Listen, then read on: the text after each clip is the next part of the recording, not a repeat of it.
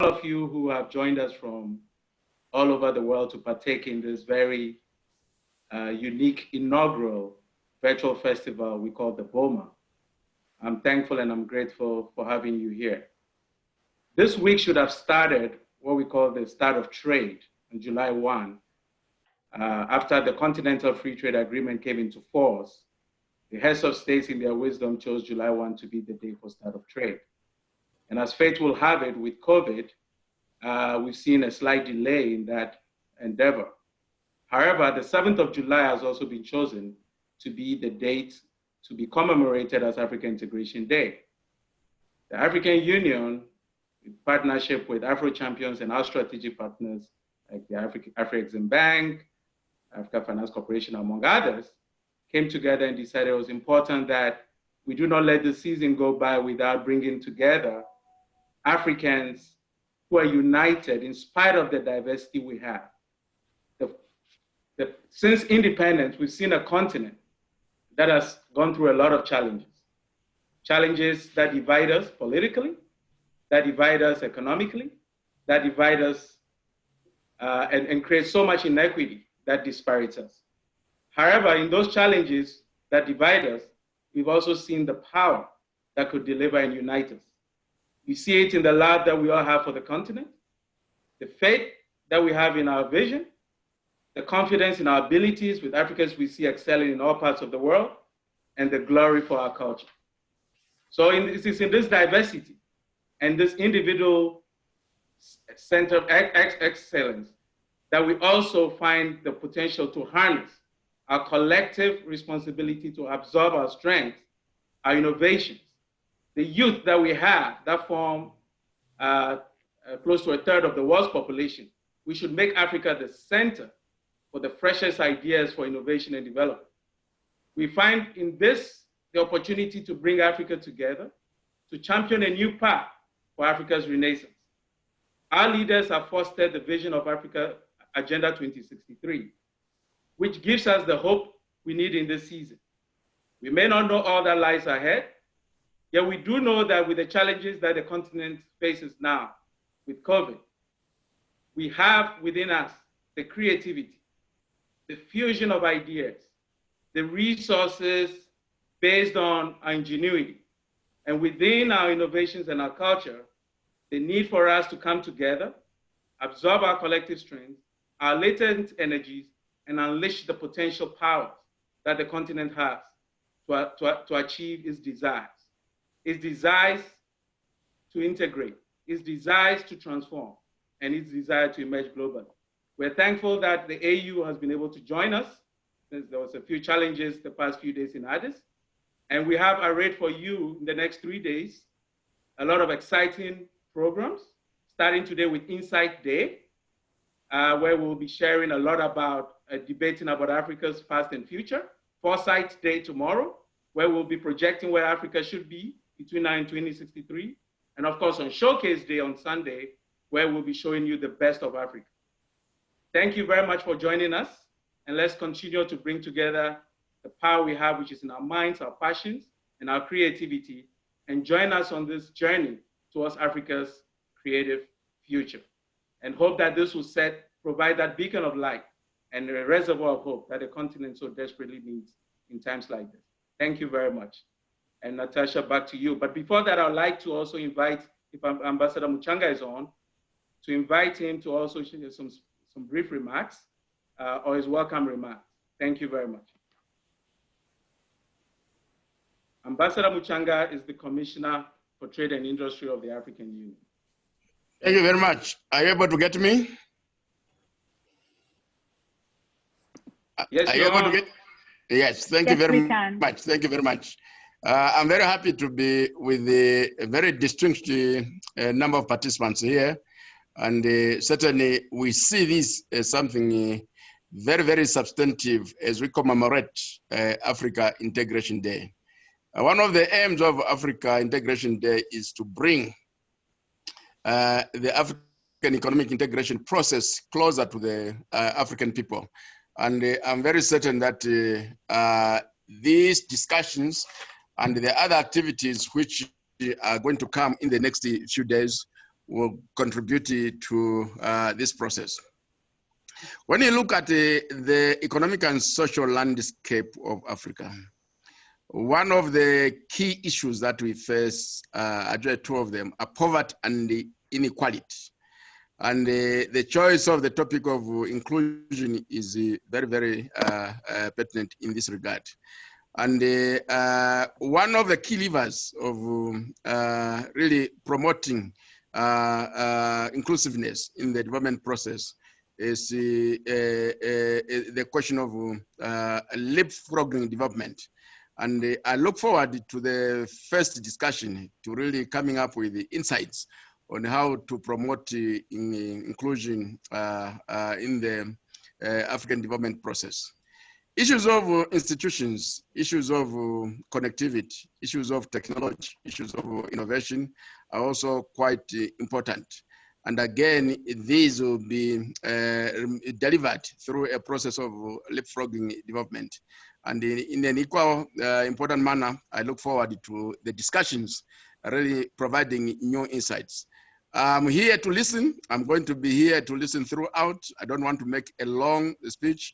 I accepted that I should come as a listener throughout. So I'll stop here and look forward really to having a very insightful debate, the number of debates coming up in the three topics. Thank you very much for accepting to participate. And of course, we should also thank the Afrochampions who has spearheaded this process. Although we are strategic partners, but they've been at the head of the preparatory process.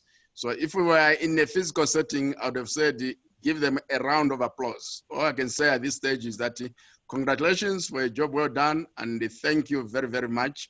And to the participants, thank you very, very much for finding time to come and participate. I'm here to listen, and I'll listen. Once again, I thank you very much, and you yield the floor. Thank you very, very much, Ambassador. I appreciate your remarks. And since we are already a few minutes behind, I would like to not waste any more time, but just invite Ms. Aisha Sise to kick off the debate. Natasha, thank you for that.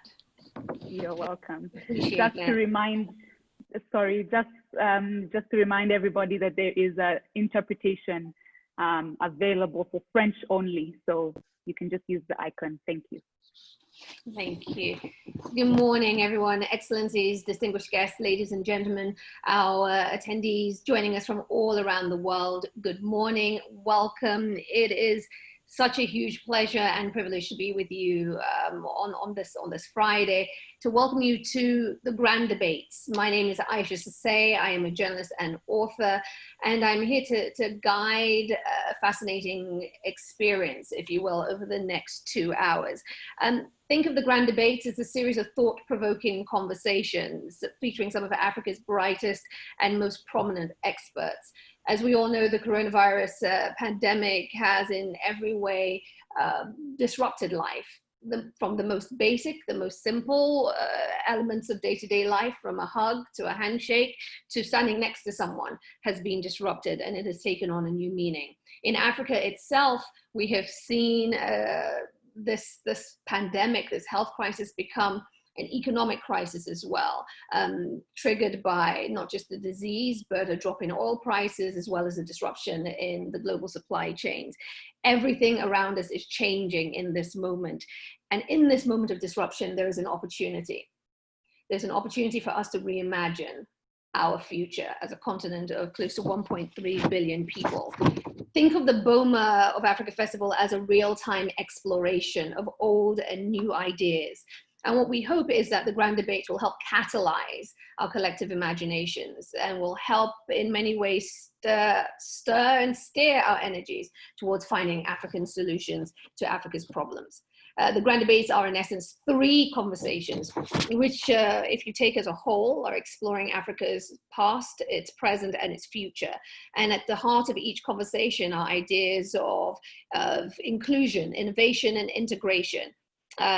All of them lie at the center of every conversation. And I'm so excited to introduce to you our 6 esteemed speakers, men and women of great note, leaders in their respective fields. I want to give a brief introduction to each and every one of them. Again, if we were all together in the real world, I would ask you to clap warmly and make them feel welcome. So please do that anywhere you are. Joining us from Nairobi, Professor Pielo Lumumba. Professor Lumumba is a professor of public law, holder of an LLD on the law. He's an advocate of the high courts of Kenya and Tanganyika and a certified mediator. He currently practices law with Lumumba and Lumumba advocates and coordinates activities under the aegis of the Pielo Lumumba Foundation, to which he is the founder. Also with us is Professor Emmanuel Achimpong. He's the Oppenheimer Faculty Director of the Harvard University Center for African Studies, Professor of History and of African and African American Studies at Harvard University. He's also the author of several books and articles, including Drink, Power and Cultural Change, The Social History of Alcohol in Ghana, which I can't wait to read for some reason. I'm fascinated. Also, Dr. Manal Al-Sayed joins us from Egypt. Dr. Al-Sayed is Professor of Pediatrics at Ain Shams University. She's Director of the Clinical Research Center and co-supervisor of the Viral Hepatitis Treatment Center at the Faculty of Medicine there at Al Shams University, and clinical director of the National HCV Pediatric Treatment Program. She's authored and co-authored numerous journal articles. Also with us today, Craig Wing, and just to say, Dr. Al-Sayed joins us from Egypt. Craig Wing joins us from South Africa. He's a partner of Future World International, inspiring companies to future-proof themselves by imagineering their future strategy and complementary culture to survive the emergent world of technology, changing customers, and the new world of work. He's an adjunct professor at the Indian School of Business and adjunct faculty for Duke Corporate Education. Ibrahim Sheikh Diong joins us from Senegal. He's the new ARC Group Director General. He's also a great expert in the field of professional leadership, management experience in Africa, the US, Europe, and Asia. He was previously a senior Africa Bank advisor of BNP Paribas in London, has held several high-level positions in Senegal. Last but not least, Dr. Franny Lotier is a senior partner at Southbridge Group and is a highly experienced and well-known finance and development expert with long-standing global experience leading and transforming organizations in private, public, and not-for-profit spheres. I want to say welcome to all our speakers and to thank you for being with us. Without further ado, let's get on to our first conversation, our first grand debate. Here is the motion. To stop growing inequality, Africa must first heal its past. Please welcome once again Professor Pielo Lumumba and Professor Emmanuel Achimpong. But before the conversation gets underway, here's a preview of their arguments. Take a look.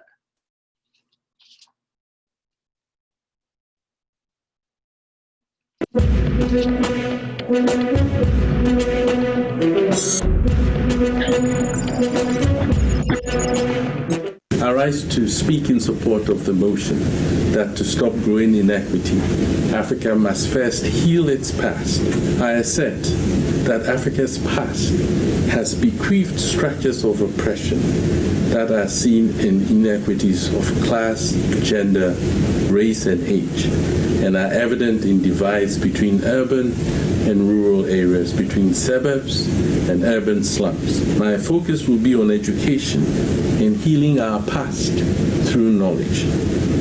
The first relates to the structures of formal education and the importance of history in school curricula. We cannot afford to be ignorant of our past. Our knowledge of history is crucial to our sense of identity. Social media, Twitter, Facebook, YouTube would have to be part of any serious effort to enlighten young Africans about the past, considering that 70% of the population in sub-Saharan Africa are under 30 years. Today, Africans and non-Africans continue to learn about Africa through novels, music, and art. The creative arts have become a bridge for young Africans in Africa and the diaspora as they seek usable paths. Third is social media, an avenue I confess I don't know much about but value very much. The Arab Spring cannot be discussed without referencing social media.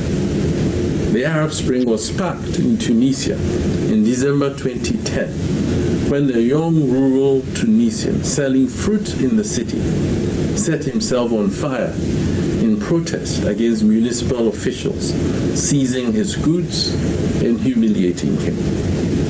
The result was the conflagration that swept through North Africa as youth mobilized through social media, gathered in protest against corrupt governments and the general lack of social and economic opportunities. Presidents of powerful countries have opted for Twitter as their choice of communication with their following. It cannot be denied that Africa is a continent that has always had potential. Indeed, as early as 1963, when the Organization of African Unity was established in Addis Ababa, Ethiopia, the leaders of the day were clear in their mind that Africa had to pull herself by her bootstraps, and that is why the organization was established and now continues to operate as the African Union. Africa can achieve, and that is why I take the view that the time is now. The time is now to do that which is right. This is the time for Africa to do rather than to talk. And even if she talk, because talk she must wed her words with her deeds. A brief preview of our speakers' positions there. Just a reminder of the motion. To stop growing inequality, Africa must first heal its past. Speaking for the motion, Professor Emmanuel Acheampong. Against the motion, Professor Pielo Lumumba. Welcome, gentlemen. If I could go to you first, Professor Acheampong. You believe that Africa's past has bequeathed structures of oppression that are seen in inequities of class, gender, and race across the continent. Can you speak to that and lay out your central argument with that thesis? Okay, thank you very much, Aisha. As a historian, I often joke that we live in worlds we did not create. There is a sense in which racial capitalism and empire have shaped the structures and the institutions around us. And it is important that we understand how these institutions came to be, for they were created at particular moments in history by people who had intentions or agendas. And if you do not understand that, because institutions tend to take on a life of their own, and they become so rigid that you fail to understand that institutions can also be pliable, and they are also subject to reform and to change. So for me, understanding that past is important. We have declared the African diaspora as the African Union's 6th region. As we step out, we need to understand, for example, the history of slavery and the history of slave trade, or it will be an important obstacle in our relationship and in how we understand each other. If you look at colonialism in Africa, if you take the exception of settler societies like South Africa and the rest, in every African colony, colonial governments found African elites and groups to work with. The structure of colonialism created winners, it created losers, it worked against some. And so these are structures also created by racial capitalism and by empire. An aspect that I consider important, and then I'll stop there, is the issue of moral pain.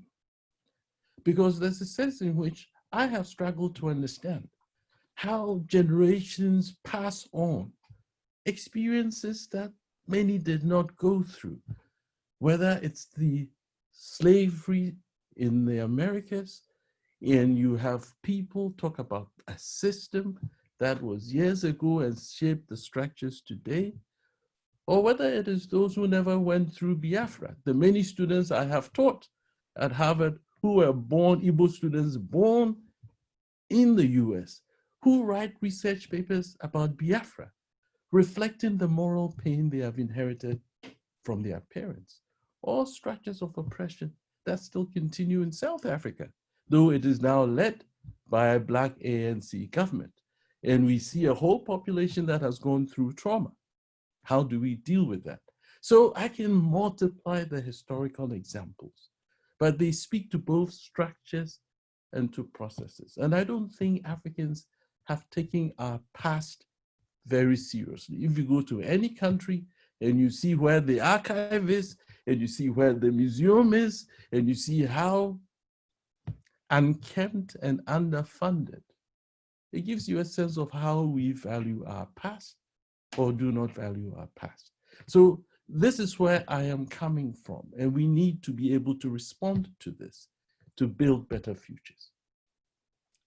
Professor Acheampong, thank you for that. I want to go to Professor Lumumba now. If I could call on you, you've heard from Professor Acheampong being very clear as to the impact of Africa's past and how it continues to cast a long shadow on the Africa of today. You are arguing against the motion. Your central thesis.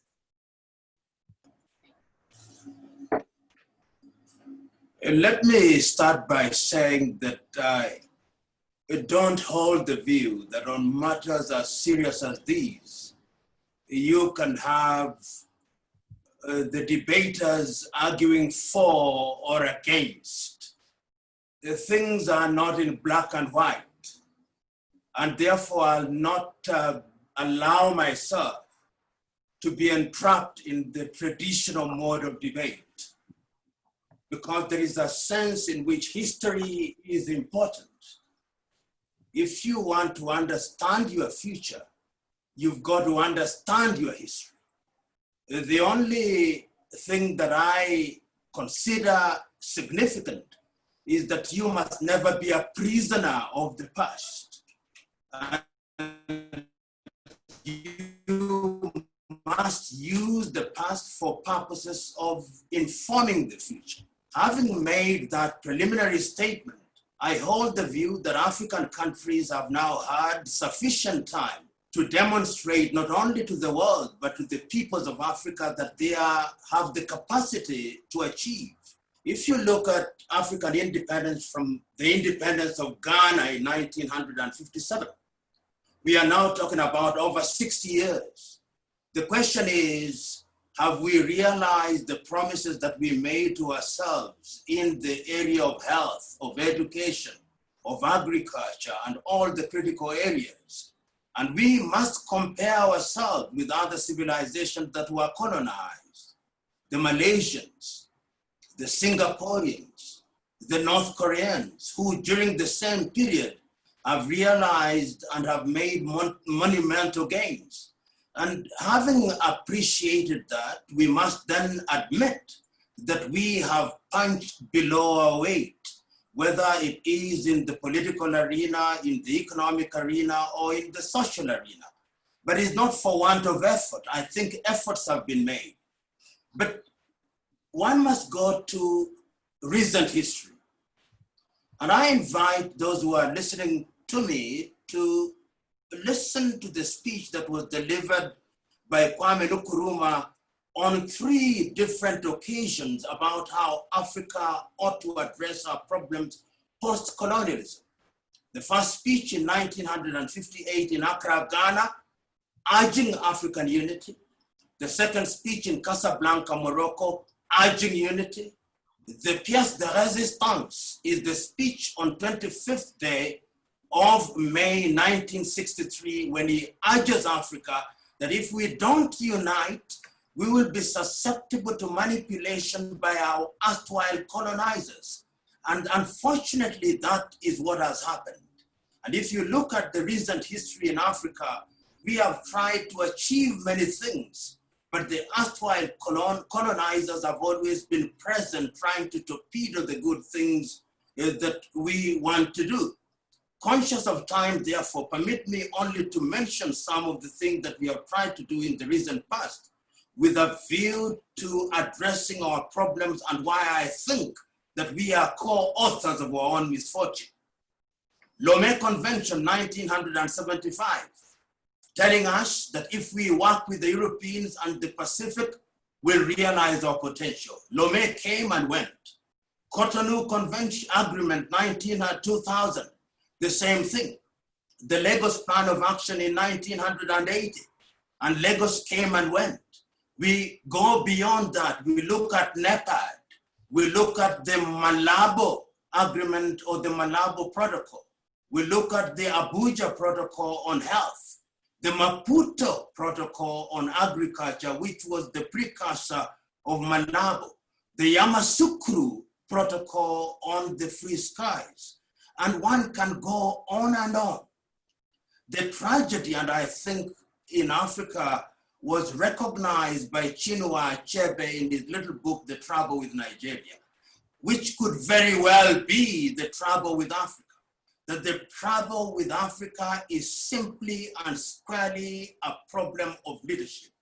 Until we resolve that issue, we are never going to realize our potential. But that is not to say that we have not had leadership that is enlightened.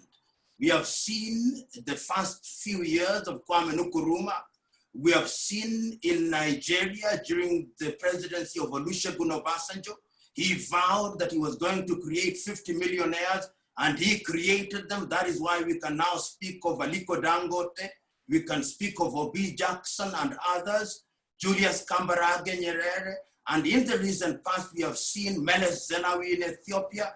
We have seen Paul Kagame in Uganda, and to a certain extent, Bingu wa Mutharika in between 2006 and 2011, converting an importer of grains into an exporter. So there is a sense in which we must not continue to drive using the rear view mirror. We must now begin to look to the future. But as I conclude, he or she who ignores the past is in danger of repeating the same mistake, and you become an infant even in your adulthood if you do not learn from the experiences of the past and to inform the future. Let me stop there, if only to allow my ideas to be cross-fertilized by other contributions. Professor Lumumba, thank you for that. Professor Ashifong, to bring you back in there, you hear from Professor Lumumba that it's not to say that Africa's past is not important, but is there a danger that we're overstating it? Because as he makes the comparison, there were other countries, other regions that were colonized, like Malaysia, who've managed to leap forward and make great progress. So is it more a question of today's leadership versus yesterday, the past? If you could respond to that, please. I think that Professor Lumumba, in his opening remarks, by conceding the importance of history and how history informs our choices and how we frame our futures, in a sense agrees with me. So let me respond to him. There is a sense in which what he says about leadership is important. Africa does not exist in isolation. Africa exists in a world system.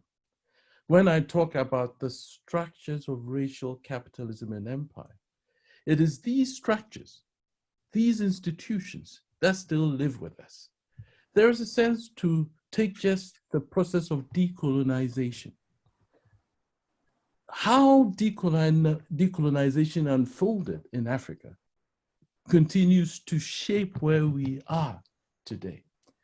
Can you talk about DRC and DRC's history?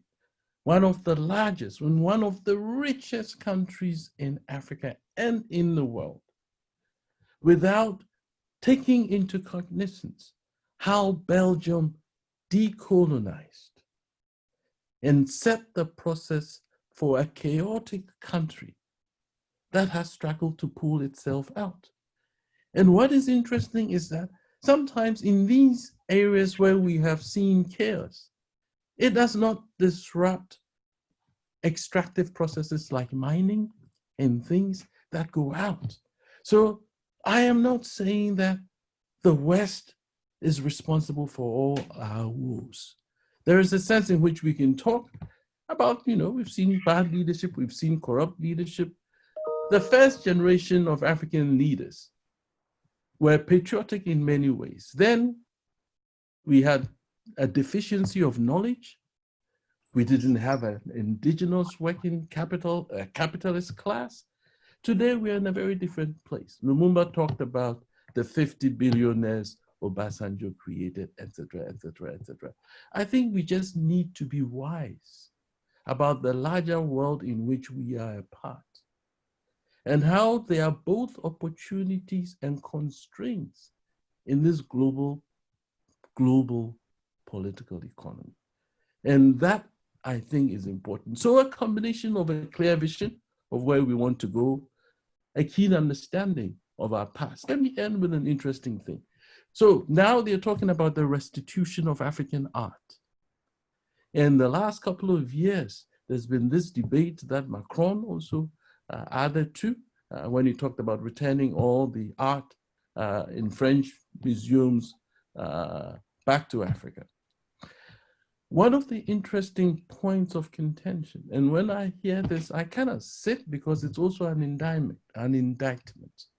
When directors of European museums raise the question whether African museums and African curators are in the position to take good care of our own cultural heritage that is supposed to be returned to us.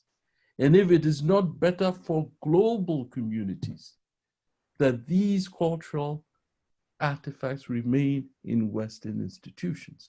So there is a sense in which we need to understand the past.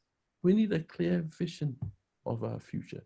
We need patriotic and inspired leaders. All that comes together, but not to look behind you and not to understand that is to perpetually handicap yourself in whatever you try to do in the present and in the future.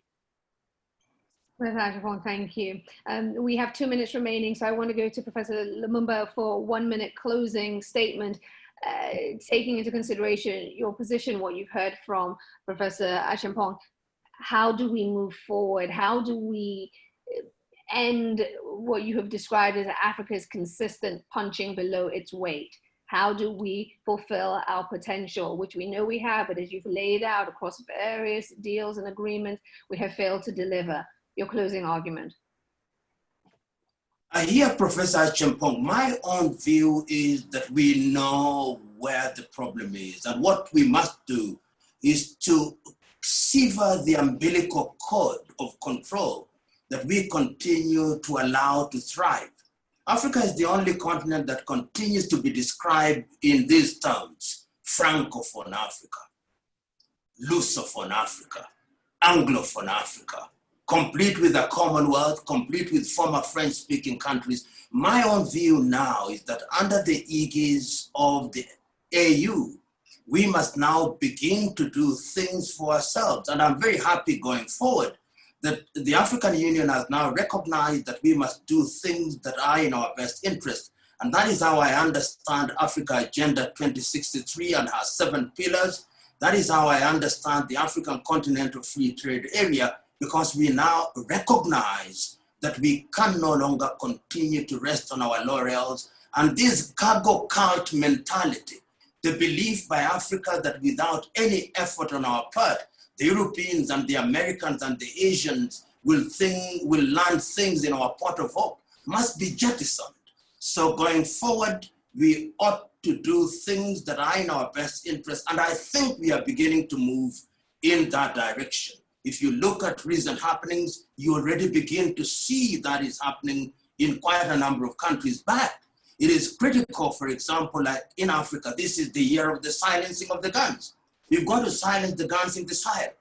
We now have an insurgency in Mozambique. So I hope that when the leaders meet this year, it is going to be a unanimous resolve that we've got to eliminate conflict in Africa, because if there is conflict, we are never going to realize our potential. And it is in the best of the bloc China to ensure that we are in a state of confusion, because if we are in a state of confusion, then we can be exploited and manipulated. So going forward, clarity of mind, dedication, and daring. I think Thomas Sankara was right when he said, in order for Africa to achieve, we must sometimes do things that only mad men and mad women do, but in an orderly manner. Thank you, Professor Lumumba. Thank you. Professor Acheampong, closing remarks, 1 minute. How do we move forward to achieve the 2063 agenda to ensure that the African Continental Free Trade Agreement is a success? How does Africa fulfill its potential? Okay, so let me say just a couple of things. One, in an interview I did with Dr. Benedict Orama in 2018, who is the president of the African Export-Import Bank, at some point in the conversation, he threw his hands up and said, Emmanuel, who do you think is going to develop Africa? The West? And we both laughed. There's a sense in which Africa will have to develop itself. And in that, I'm in agreement with Dr. Lumumba. I look at the African Continental Free Trade Agreement and how it's kind of setting aside boundaries and borders that divided us in ways that were counterproductive. I suggest that when you have time, everybody should go listen to the last CD that Hugh Masekela put together before he passed away. It's called No Borders, or Africa No Borders. I think it's a tribute to the African Continental Free Trade Agreement. Lastly, COVID has shown us, with supply chains disrupted everything, how we need to learn to be self-sufficient. This goes back to the dreams of Nkrumah and others in Nyerere. So I think that we should bond around the Continental Free Trade Agreement and try to build a stronger continent politically and economically. Thank you. Thank you. My thanks to you both, Professor Emmanuel Acheampong and Professor Phelo Lumumba. Thank you for that great conversation. As you have laid out your thoughts so fully, we want to synthesize what we've heard and get the viewpoint of an esteemed guest. I'd like to take this opportunity to welcome Her Excellency Former President of Liberia, Ellen Johnson Sirleaf, is with us to give us her thoughts on the motion. Madam President, welcome.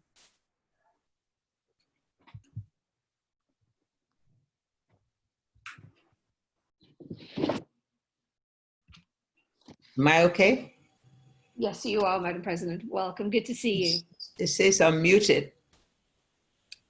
Okay.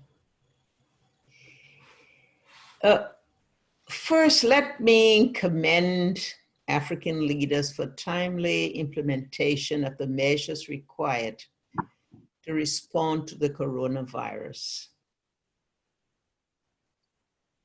The number of cases in Africa are far less than in many other continents, perhaps for a variety of reasons.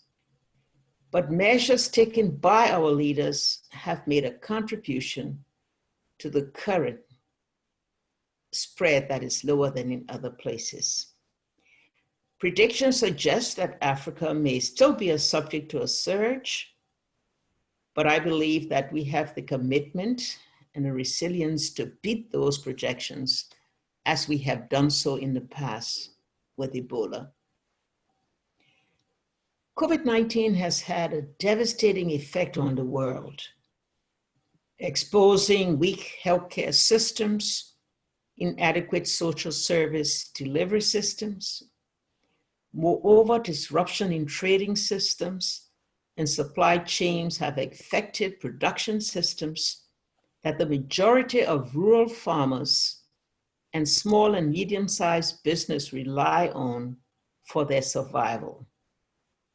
Africa is likely to face a more severe devastation given our constraints in capacity and resources.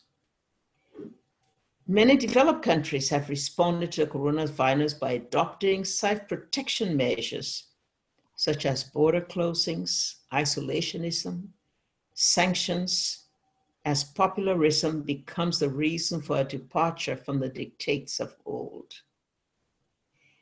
But this response has become a storm for wider and deeper change worldwide. It is a call for a new world order that addresses inequalities and injustices, neglect and marginalization, illiteracy, and poverty. The question to be asked to our learned scholars here: is Africa ready for change? Yes, we have been shortchanged by the balkanization and dehumanizing effects of colonialization, but we have had centuries to address this. Many of our countries have done a lot to bring about a change. The progress for independence and self-reliance have been remarkable. But little things matter. And we still need to go beyond the divide of Francophone, Anglophone, Lusophone. Professor Lumumba has commented on this in his statement. So it's time for protocols, national policies, strategies for change educational systems to be able to address this in all of our countries. The progress for democracy have been equally impressive, but we must continue to open the space for increased women participation and leadership. The experience of COVID-19 says where the women have given exemplary action in response to the virus. We must applaud our countries that have done a lot in promoting women participation and leadership, particularly in parliaments where a few of our countries have excelled even higher than world averages. But we know that the record is very clear that women, particularly our women in the rural areas, our market women, do not yet have the access of the factors of production to enable them to access the resources that will take them from subsistence to marketability and scale. The progress for continental unity are also remarkable and visible in the work of our many regional institutions. But infrastructure constraints notwithstanding, we know that there is room to go beyond national self-interest for more buoyant regional cooperation and integration. We now believe that we have a means to be able to strengthen this unity. If our Africa Continental Free Trade Agreement is domesticated and aligned with national agendas, we then should see the borders break down, and intra-African trade should enable many of our countries to grow with the support of our other African countries who may be in a better position. The policies to end poverty have made significant gains in several countries, but too many of our petty traders, rural women farmers, agribusiness remain in the margins with limited access to financial resources to enable them to scale to where they too can become competitive in trading systems, national and across borders. Our system of public resource accountability continued to improve, but in too many of our countries, private investment is limited due to systemic corruption. Our institutions need improved, enhanced systems and our judicial systems need more integrity to limit impunity. In closing, let me say in this environment of change, we must applaud our excellent professionals, our authors, who have done a lot to bring to realization Africa's history, where we stand, where the problems. We know what the problems are. We've talked about them in so many fora. What we need now are solutions, perhaps simple solutions, solutions that all our scholars can help to make in such a way that they can become part of national strategies. They can become implementable. Our regional institutions, particularly the African Union, can put forth beyond the many protocols, real implementation guidance to ensure that those protocols are respected.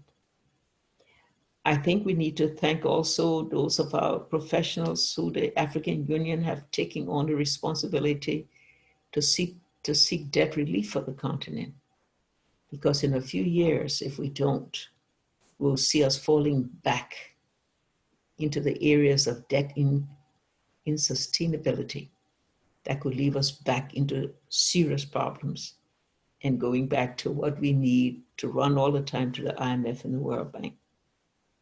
So this time, let us call for them in this environment of change to use the proceeds of this relief to be allocated directly to the viable operations of those dynamic entrepreneurs who are demonstrating innovative skills in widening digital access and to entrepreneurs in small and medium-sized businesses who continue to provide the buoyancy for our economy and who are likely to be those that will feel the effects of COVID-19 when they are unable to continue their operations. Once again, let me say thank you to all for the opportunity to join you, to listen, to be a part of this great debate. Those of us who have had the opportunity for leadership in our countries can also do more from whatever sphere in which we find ourselves, working within our communities, in our nations, to try to make this change the symbol, and beyond the symbol, in everything we do to work for a future in Africa, a future that Africa wants, as dictated by Agenda 2063. Thank you. Madam President, thank you so much for that great contribution and for giving us so much to think about. We're grateful for your presence today. Thank you. Moving on to debate number 2. Here is the motion. To win at science and technology, we must first Africanize them. Please welcome again Professor Manal Al-Sayed and Craig Wing. But before that conversation gets underway, here's a preview of their arguments. Take a look.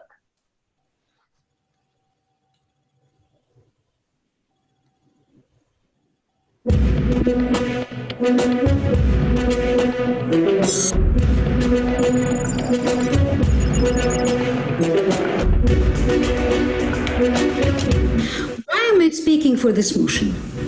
It's simply because despite its limited resources, Egypt innovated a model of care to eliminate one of the biggest public health threats that affected millions of our people's lives for decades. Of course, we know that COVID-19 disrupted the healthcare systems everywhere, but also it offers a unique opportunity not only for Egypt, but also for the whole continent, for capacity building of the healthcare systems, capacity building of technology platforms, and improving awareness with strict infection control measures that could impact many communicable diseases in Africa. Mobilizing the governments to respond to the COVID epidemic or the pandemic would lead eventually to the universal health coverage earlier than the 2030 target of the World Health Organization. How do we ensure that we have our own African version of technology, science, and so on and so forth? Where it's actually completely opposite. It's about saying you cannot stop the world from changing out there. The only way to not only to survive, but to thrive is to open up your doors, to open up your gates, to invite the world in to create better stuff and to create a better world of science and technology. So where do we stand? Let's have a look at first. Well, already today, according to the World Bank and the African Development Bank, there's 650 mobile users in Africa. Now, the cell phone wasn't created by Africans. It was created outside of Africa. But the use case of cell phones within Africa is absolutely tremendous. It is game-changing, as I tend to say. Whether that's all the way from mobile money to identifying the real-time price of corn or fishing to have a more market-ready price, the cell phone has fundamentally changed the way in which Africans live and communicate. But it's also brought a new area of transparency and communication that we'll chat about further. Beyond the mobile phone, there's also the internet. There's approximately now 525 million users across Africa. That's 40% of Africans were online last month. Again, the internet wasn't created within Africa, but we use this technology, we use the internet, so much so that the UN has now declared that connectivity is a human basic right. Right? So two fundamental technologies that were created outside of Africa that has reshaped the actual continent itself. We cannot stop technology from coming in, and we can't say that we will only create our own kind of internet, our own African internet, our own African cell phone. Yes, we may have versions thereof, but if we were to start at ground zero, we would constantly be behind the rest of the world. At this point, I'd like to welcome to the conversation for the motion Professor Manal Al-Sayed, against the motion Craig Wing. Manal Al-Sayed, if I could begin with you. Your central argument is that Africanizing the essence of science and technology will cater to the needs of the continent. Can you expand upon that, please? Yes, thank you very much first for this, the pleasure to join this debate. And I would like to thank you very much for inviting me. And it's a real honor to be among distinguished debaters, speakers, and excellencies and presidents. In fact, I don't think we are talking a different language. Of course, we are exporting some technological aspects that we're using in our improvement of our healthcare systems. But I believe that we have, and I'm talking about health because I come from the health background. I believe that we have health problems that only Africa can solve their own health problems. We cannot export solutions for our health problems. Egypt has had a huge impact on the whole world with its exemplary model for elimination of hepatitis C. We exported the drugs, but we also made our own drugs at a very, very low price. And we even are making our raw material. And that's why now, even with the disruption that's happening with the COVID-19, we are not short of medications. We're still producing our own medicine, even with the shortage in the supply chain. So I believe that we can have our own solutions. Egypt started by eliminating hepatitis C. That was a huge healthcare problem affecting more than 10% of the population and more than 50% of those above the age of 50. And people were dying of liver cancer. And so many were dying of liver cancer. And we set our foot and said, we have to do something about this. We created a model that the whole world is adopting. And I think none of the countries in the whole world has screened the whole adult population and most of the children's population to treat whoever is infected with the virus. We did that. And in only 7 months, we managed to screen 60 million people. With a presidential initiative and advocacy, the whole country were working together. All the stakeholders, community engagement, the media, the civil society, all organizations, all ministries, every single person in the country was working together to have this program, to implement this program, to eradicate this virus and get rid of it, because it was affecting the productivity of millions of people and affecting the lives of millions of people. And we managed to do this in only 7 months. That's historical. Nobody has ever done this before. The United States, the biggest country with the biggest economy, they could not do this. They're still suffering and they're still calling, the CDC is still calling for elimination of hepatitis C, and they can't even treat their highest risk populations, who are the injecting drug users. They can't make the medications enough for the injecting drug users. I believe that if we put our heads together, we can create our own solutions. I would like to remind you that more than 60% of the population, the age structure of Africa is very young. 40% are below the age of 14, and around 20% or even more are below the age of 25. So we have almost 60% who are young, and we have to cater for those young people's needs and educate them on innovation and technology. And it's really, really important that we start and create our own solutions. DRC was successful in eliminating Ebola, the latest epidemic that has started in 2018. They vaccinated 300,000 people. They worked together both on a national level with multiple stakeholders together and with neighboring countries to contain the epidemic. Ebola was a problem of Africa, and Africa solved the problem, although with technical support from international organizations, but they solved their own problem. COVID offers us a unique opportunity to expand and to improve our healthcare systems. There's a lot of equipment, diagnostics, devices were supplied for COVID-19 and for HIV before that. And we need to use them wisely. We need to have good data systems. That's what we're lacking. Good surveillance systems for infectious diseases. And we need to work together as institutions all over Africa to promote the health in Africa. Dr. Manal Al-Sayed, thank you for that. Very clear that if Africans are driving the process, Africa remains at the center of the effort. Thank you for that. I want to bring in Craig Wing. Craig, you heard from Dr. Al-Sayed there. She says it's in Africa's interest. Your argument in response. Yeah, so greetings everyone. Thank you very much for the honor of being part of this. Greetings to my fellow panelists. Professor Al-Sayed, distinguished guests, as well as everyone listening online. Thank you very much for this opportunity again. Prof Manal has some compelling statements, and I think to heighten the tension of this, we are obviously speaking from other ends of the spectrum. As one of the previous speakers, I think it was Prof Mamba said, it's very binary, the approach that we've gone over here. So let me just say emphatically, I'm not at all against Africanizing solutions at all. What I am saying is if we cut ourselves off and we say we only focus within Africa at our own solutions, then we run the risk of starting at base zero time and time again. So while I hear what Prof Manal has said, and I applaud the work of Egypt and across, there's many examples without a doubt across the African continent, my view is the baseline technologies, so the underlying technologies that drive a lot of these solutions, whether it is, as per my opening video statements, whether it's telecommunications, whether it's the internet, or as we move down the line, whether it's 3D and 4D printers, allow those underlying technologies to be sourced globally, shall we say. Let's find a way to find scale, but beyond the technology layer into the application layer, to what Prof Manal is saying, that is indeed where we must find African solutions. It's the whole question, it's the whole process around localization and globalization, where we understand and we think from a global perspective, but applying a local context to find a local solution that fits the context of people.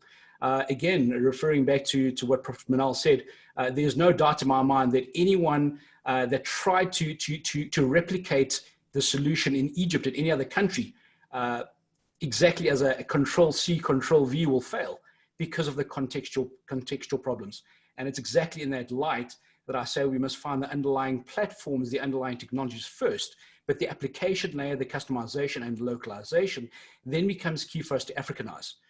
To the point around our youth, 100% agree. I think the challenge that we have both as an African, across Africa, but also globally, is we don't believe enough in our own ability to create our own solutions.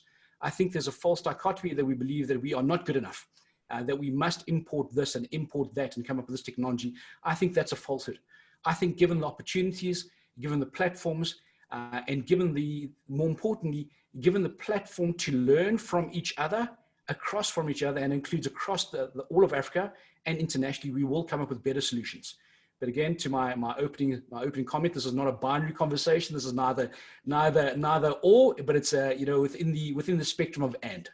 Yeah. Craig, thank you. It's not as if you all didn't know it was a debate and you were for and against. All of a sudden, all of you are just like throwing it all out, saying, okay, Manal, to you. But, you know, again, I do want to pick up on what Craig just said there. He's not against the Africanizing. He understands, but his argument is source the underlying platforms, customize for local application. But importantly, he said, we don't believe enough in our own ability to come up with solutions for Africa's problems. So I guess the question is, how do we win if we don't actually believe?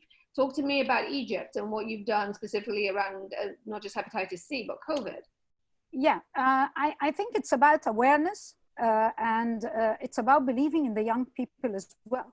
I think the young people should be given better opportunities, and we have. And I think if I'm speaking for Egypt, I would like to speak also on behalf of Africa. There are lots of young students who are being graduating from countries like the US or Canada or the UK.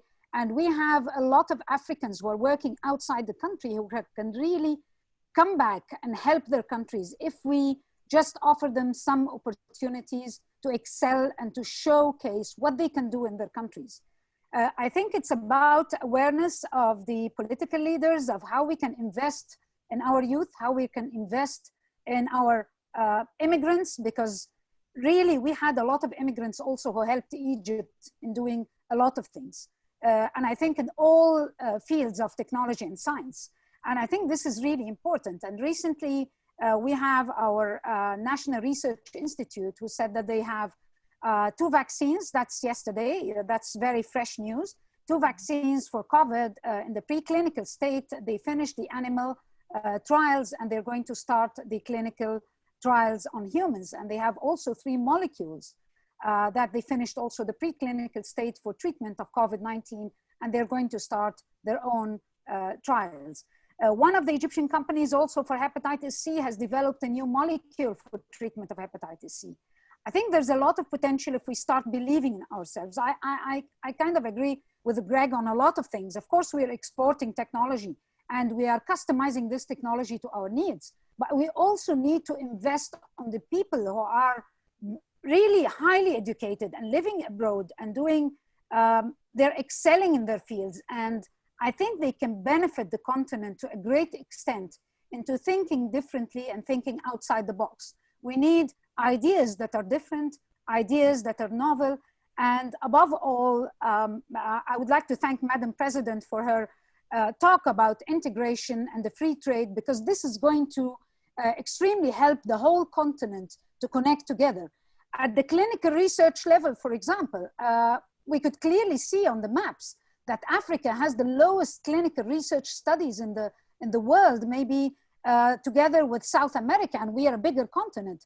And unfortunately, the majority of those clinical research studies are either in Egypt or in South Africa, more than 70%, and the rest in the rest of Africa. We need to promote research. There are excelling research centers in Africa, and we need to identify the centers of excellence and connect them together and network together and start really working together on finding solutions and put our heads together. There are brilliant scientists, brilliant professors, but they do not work together. We need to start thinking differently. I know because I come from the same culture and background of a professor is the one who knows everything and everybody else knows nothing. It's different now, and we need to think differently. We have to be equal, has to be equity, and we need to work more together to get things done. And I believe in Africa, they can do things. We are organizing a meeting, I'm co-chairing a meeting in Africa called the Conference of Liver Disease in Africa. We innovated this 2 years ago. First one was in Kenya, second one was in Cairo this year in Senegal. Unfortunately, it's going to be virtually because of COVID-19. The platform is increasing massively and we are getting more and more young people. We're getting scholarships for the young people to attend. We're getting more and more interest of the young people and more activities every year, also from the civil society and the NGOs who are joining more and more, and we're giving them more time to display what they're doing in their countries and in their homelands. I think more opportunities, we need to open up and we need to work together more and more. Professor Al-Sayed, thank you. Craig, to go to you at this point, as you will know with the work that you're doing around Imagineering, one of the hardest things to achieve is to change the way people think. How do we do that? How do we do that if it's not about Africanizing science and tech? How do we win in these areas? How do we change the way we approach things? I should say it's a great question. One of my favorite quotes that I use in my presentations, both locally and globally, is one from Alvin Toffler, author of Future Shock. And he says, the illiterate of the 21st century will not be those who cannot read or write, but those who cannot learn, unlearn, and relearn. And I think that is super important for us moving forward. Prof. Manal spoke about this, you know, in a world that is more set, where our value chains, where our distribution centers are more fixed, where it's a more stagnant world. There were holders of knowledge. There were those old seers, shall we say, and the old wise women and old wise men who knew all the answers. But a world that's underpinned by technology, where, you know, things like the internet and cell phones, you know, allow us to propagate information so much quicker. We need to be able to move a lot quicker. Not only to move a lot quicker, we need to collaborate. And part of that comes into the conversation, that my point at least was about saying, well, how do we find the pockets of excellence? How do we think differently? Part of that is about ensuring that we, whether you want to call us leaders, whether you want to call us citizens, whether you want to call us, you know, just individuals, part of that is about unwiring the brain and trying to understand the biases that we hold inherent. Now, you know, biases are what make us human. Because if we didn't have our biases and our mental models of how we see the world, we'd have to relearn everything from scratch. The problem is when those become the inhibitors and those become the cages and the frameworks that hold us to what we see and what we know. So in a world that's moving so much quicker to imagine, yeah, it's about saying two things. First is about understanding that we carry biases. And these biases, if ever there was a time to see how these play out, we look across the world right now. Some of the right protests for Black Lives Matter, the right protests for equality for all. Some of those who are protagonists and those who are against it aren't able to break out of the biases because of the world that we're from. That was a world that was right. So we need to think fundamentally different to say, can we question, can we unlearn, and can we relearn, number one. The second, I firmly believe, is within the area of my PhD research, is about saying, what is the world that we want to live in? What is that future that we want? It's not a future that's an extrapolation of today. It's not about 2020 and saying, let's say what we have today and extrapolate it by some fold. But it's about saying, what is the Africa that we want in 2030, 2040, maybe, dare I say, 2120, a 100-year business plan, shall we say, for the continent. Let's imagine what that is. Let's understand what is it that we will not only compete, but will win and will drive. How do we Africanize, to use Prof. Manal's words, to come up with our own solutions. And then from there, once we understand what's the Africa we want 100 years from now, let's start creating that today. And let's not be held by our biases and the confines of our minds and of our actions. And dare I say it, even in our policies and regulations. Thank you. Many thanks to you both, Professor Manal Al-Sayed and Craig Wing. Thank you. We shaped a debate out of that, somewhat contrary positions. Thank you for that, Craig. And with that, I'd like to invite our special guest now to synthesize the argument. Joining us now, Excellency Amina Gurb Fakim. Thank you. We will turn it over to you for your thoughts on all that you've heard. Thank you, Aisha, and great to be in your midst to share some thoughts. It's been a very interesting debate to listen to all the presenters so far. And I think we all agree that the past decades have been tremendous time for innovation. And we have seen that technological and industry disruption have been accelerating. Digital networks are linking individuals, organizations, and nations like never before. And I think we've seen the power of digital networking, especially in the COVID. Can you imagine this happening 10, 15 years ago when there was no WhatsApp, no internet as it is today, what this would have been like? And we also have seen the advance of artificial intelligence in creating even more innovation opportunities for scientists and leaders alike. While we are all awed by new technologies can do and have potential to do in improving our daily lives, we must also be mindful on the impacts of jobs. And I think some of the presenters earlier on have touched on this. So in an increasingly globalized world, innovation is fast becoming a key differentiating feature that can define long-term business success, in turn leading to economic growth and hopefully job creation. Naturally, such changes will lead to a revolution in doing business, science, research and development, and of course with greater emphasis on the intellectual property landscape. It is no surprise that the biggest economy, the United States, they have put a very high premium on science for achieving economic and social goals.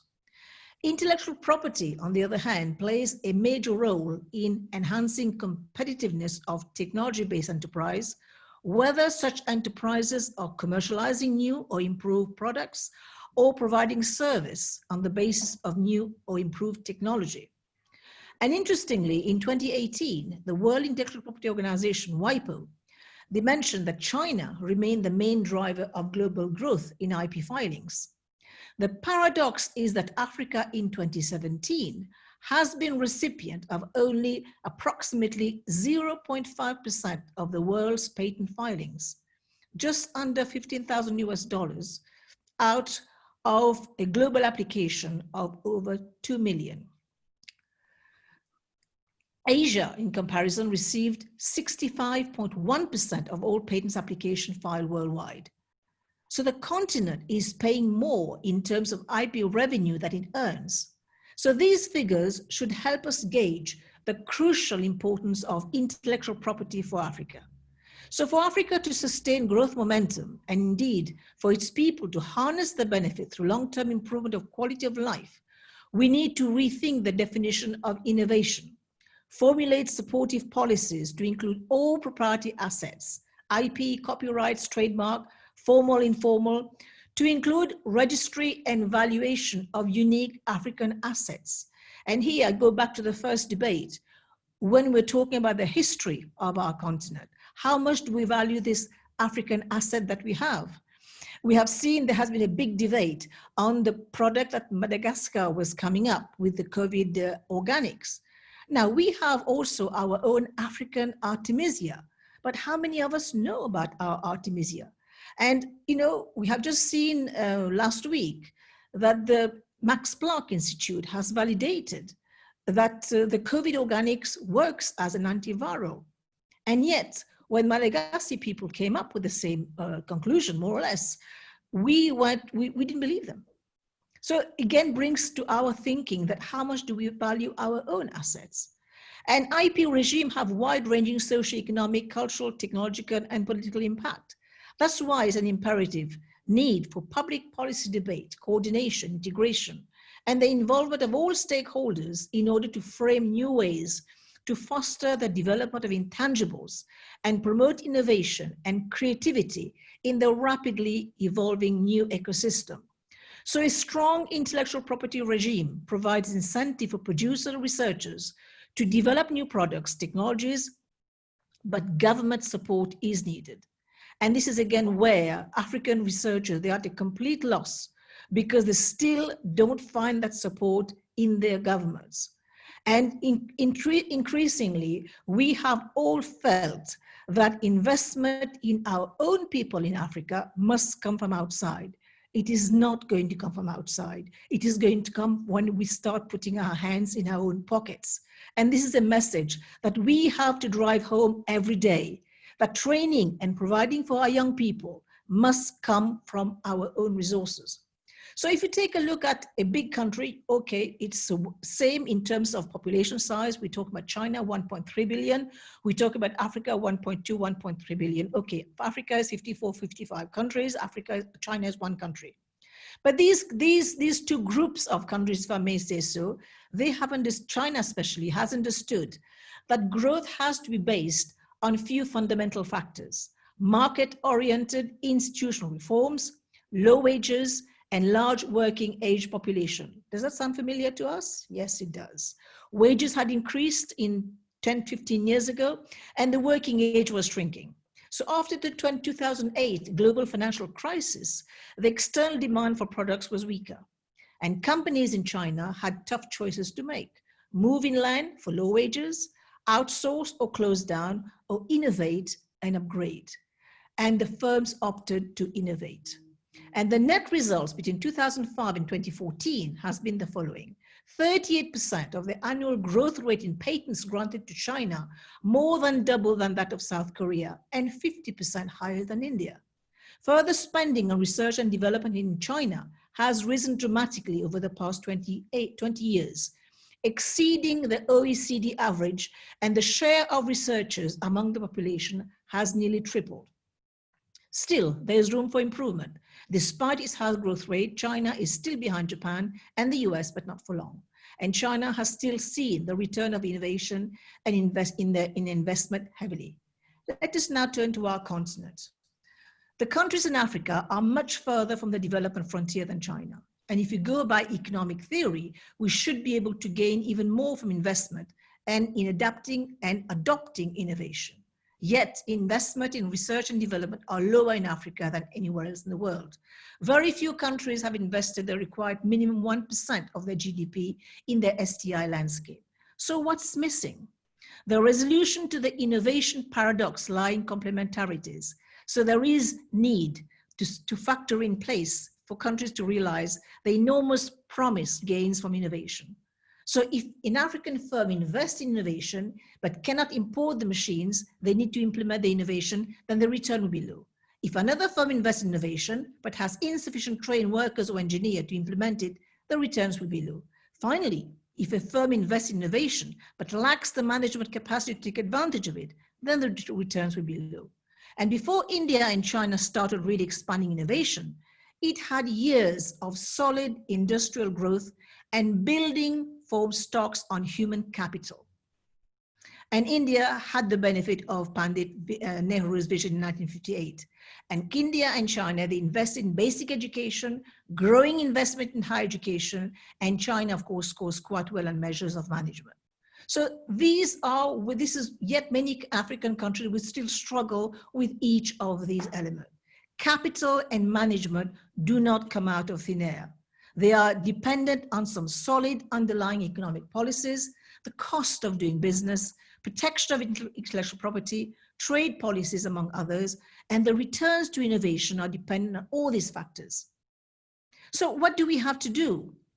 We need to start investing. We need to start unlearning, relearning, and of course, upskill and reskill our people, especially we have a young population. And we have seen good example coming out of Africa. We have seen mobile money has been a very good example in Safaricom, for example, and people have been able to use money to deposit, transfer, withdraw funds, amongst other things.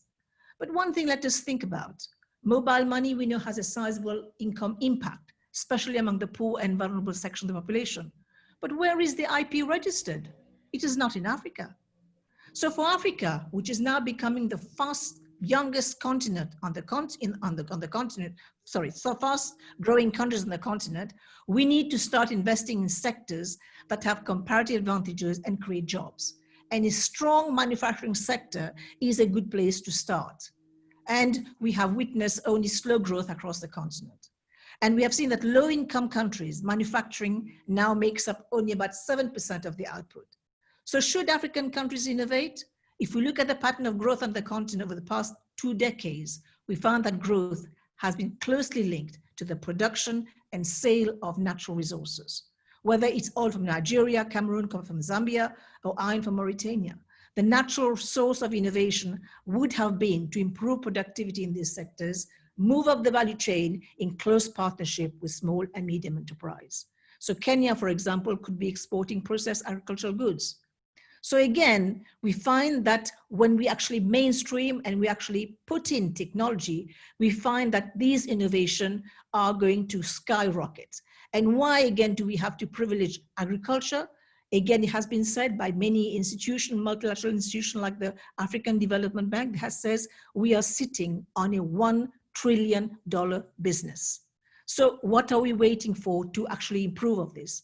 So lessons to be drawn is that Africa, we need to start removing the barriers, and I think the African Free Trade Agreement has started doing that. And we need to invest in a sound legal framework to protect our IP over and above what has been discussed in terms of capacity building. And innovation, as we all know, is the livelihood, is the lifeblood of successful economies. And with over 1 million graduates landing on the job market every year on our continent, there is urgency to rethink our strategy. And we need to make that work for us. So as African leaders, our close thought leaders, we must agree that the messaging is very simple. We simply cannot afford to fail yet one more African generation. Thank you. Excellent. Here you go, Fakim. Thank you. Thank you for those words and really putting an emphasis on the urgency of the moment and the need for us to understand the scale, the potential. 1 trillion is what we have underneath us, but we need to fully realize that, and the time is now. Thank you so much for your remarks. Thank you. I just to acknowledge all those who are watching from around the world. Thank you for being with us and for watching the very first inaugural grand debate. I see your comments on the side. We will get as many questions in as we can once we have completed our third and final debate. So thank you. We do want your participation, and we thank you for writing in. So let us get to our third and final debate. The motion, bridging institutions matters more than infrastructure in uniting Africa. Please welcome Ibrahima Sheikh Diong and Dr. Franny Lothier. But before the conversation gets underway, here's a preview of their arguments. Take a look.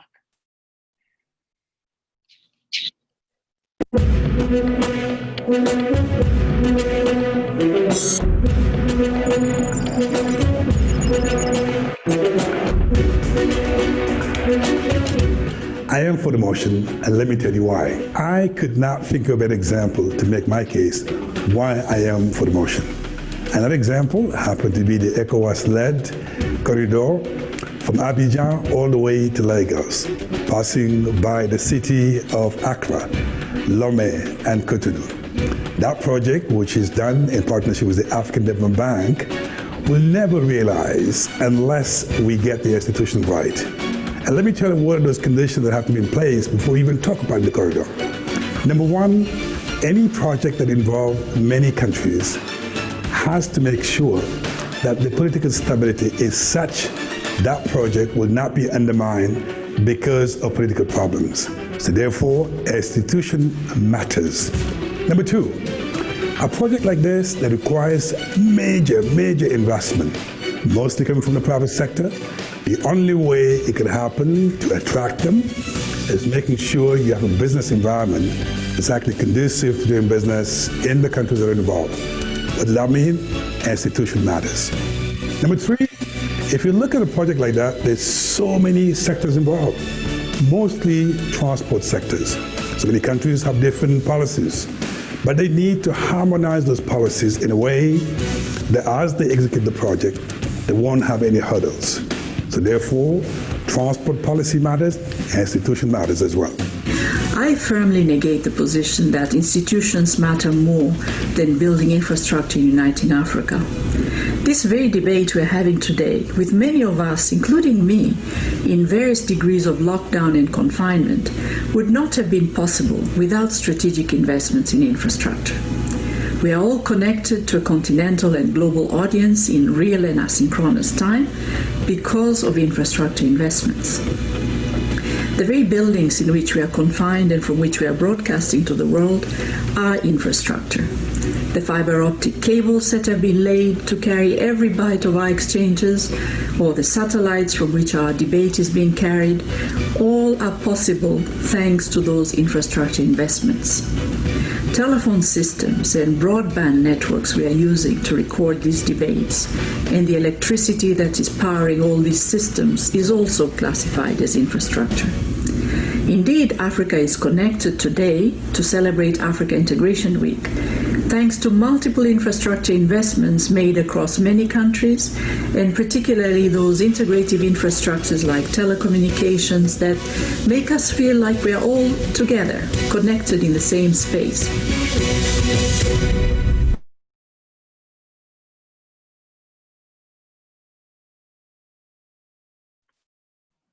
Aisha, you're muted, please. Yeah. Sorry there, I somehow muted once more. Thank you for reminding me. I want to say thank you to Dr. Ibrahima Sheikh Diong. He is speaking for the motion, and against the motion, Dr. Franny Lothier. If I could start with you, Ibrahima, for you to fully expand on that argument that any project that involves multiple countries needs to have essentially needs to have strong institutions, otherwise it's doomed to fail. Explain why. Well, first of all, Aisha, let me also recognize the energy and the passion that I heard from the two debates. It's very uplifting as an African to be very hopeful. I heard so far. Let me also recognize this has been one of the most civilized debates I've ever seen. You can see that we're not running for office. How debate are done usually by politicians, it's not as polite as it is, but maybe it's an reflection of the new Africa we belong to, whereby we're trying to contribute as opposed to be on against each other's side. Let me also recognize it has to be extremely suicidal to actually debate Dr. Fanny Loche on the institution and infrastructure because of her credibility over the years. But since I'm extremely courageous, I accepted to go against the motion, for the motion, I should say, to debate my good friend Fanny Loche. I'm going to make my case on two major points. First of all, by providing an example where I felt the lack of proper institution led to a collapse of a regional infrastructure. And then second, to make the case about the correlation between institution and infrastructure and why institution actually comes before infrastructure. My example is something some of us were old enough to remember Air Africa, a continental airline that flew all over Africa, which was the pride of Africa at the time when it existed. And I remember in the 90s being a student in New York, when you see the planes of Air Africa landing in JFK, the sense of pride that I had as an African. But why did that airline actually collapse? Because number one, political interference to the airline's management, to the extent that actually we favored more the politician at the time using my aircraft as opposed to actually transporting the passengers across Africa. I could not think of a better infrastructure that unites the continent at the time, simply because Air Africa was able to get you wherever you want to be on the continent. So therefore, that is a great example of an infrastructure that united the African continent, but collapsed because of lack of proper institution. Number two, from the collapse of the airline, many countries believe that they can start their own airline by having the national airline in the country. I know pride was driving that decision, but when you look at it, the size of the market in most of the countries was too small to have a viable airline. So in the end, most of our national airlines are struggling simply because they did not understand the need to unite ourselves to have a strong airline sort of going forward. And many of our regions are trying to create their own regional airlines, but they're still struggling. So my point there being that unless we got the political institutions, and we get the governance right, and we also get our sector policies right, that airline will never survive, and any airline we will create will not survive as well. And that goes to my second point, which is the correlations between the two. If you look at our continent, if you look at the infrastructure, the opportunities before us that will unite us as continent, what are those infrastructures? Number one, our ports. Some countries are landlocked, some have access to the seas. In the case of Senegal, we have access to the sea, and Mali does not, and Niger does not. And the only way you can connect those countries is through corridors, but those corridors have not materialized because the political ecosystem that has to be in place for us to do those corridors is not in place. So institution matters as well. If you look at, for example, our railways and connecting, for example, Mali to Senegal and going even beyond Mali, again, a major infrastructure whereby unless the institutions arrive, it's not actually going to happen as well. And that's the case why many of these railways are actually failing across the continent. And the list goes on. But my point is the following. If you look at any infrastructure project, as you go to a feasibility study of the project, the technical feasibility, it's not where you have a problem. But where you have a problem in Africa is the institutional feasibility of the project, whereby you will make sure that the political environment is right, the legal and regulatory framework is right so it can be attractive to investors to come in. And last but not least, the governance is right. So when the project is in place, we will not run into any difficulties going forward. And I think from that basis, we can certainly articulate institution comes before infrastructure, because if you don't have the feasibility right, you will never see the infrastructure, and eventually you will not unite the continent. And last but not least, even after the infrastructure is built, institutions got to maintain infrastructure. You got to make sure there's no conflict within our countries, and you got to make sure the infrastructure not only are maintained and developed and sustained, but even if you want to expand it to other countries, institution comes before after the infrastructure is built. So therefore, I strongly believe the motion about bridging institutions matters more than actually building infrastructure and uniting Africa. And the key word there is uniting Africa. Ultimately, so that's why I am for the motion, and I look forward to hearing what Dr. Fine-Leche has to say. Thank you. Thank you, Richard Young. You are a brave man indeed, particularly on this Friday. Dr. Fine-Leche, I mean, he's already conceded that he is brave, and he's a little frightened at the same time. You have said that you firmly disagree. Your counter argument. Well, thank you, Aisha, and it's a pleasure to be on this panel along with other debaters and with the excellencies. Ibrahima is being very humble in starting off that way, and I know it's a technique in debates to put the other person on the fence. But let me start with his example of bravery, and I'll use Ghana and the kola nut as my starting point. Centuries ago, a young, brave man from a community somewhere in Central Africa, which we today call Ghana, took a hand-forged instrument and chopped a few bushes and trees and walked for several days, and he was chewing kola nuts to keep his energy levels up. He got to the other side, found a community living by the ocean, and came back to his community with a wife and a large consignment of fish. A few weeks later, people from the sea-facing community came and they visited him there, and the first institution of diplomacy was born, where they were served kola nuts. And when they went back, they took with them a big consignment of kola nuts, and they left behind fish. And there was your institution of trade. So in this chicken and egg between infrastructure and institutions, the path that he shaped is a road, and that is infrastructure, and that gave birth to the institution of diplomacy and the institution of trade. And today, kola nut is being used in medicine, it's used in lifestyle and beverage manufacturing, and it has become a globally exported product. So that's why I argue that which one is more important? In this case, it was the case of infrastructure that gave birth to the institutions. Africa cannot unite and integrate without infrastructure. We need the roads, the railways, the telecommunication systems, the ports, airports, and so on. We cannot build manufacturing capacity without electricity.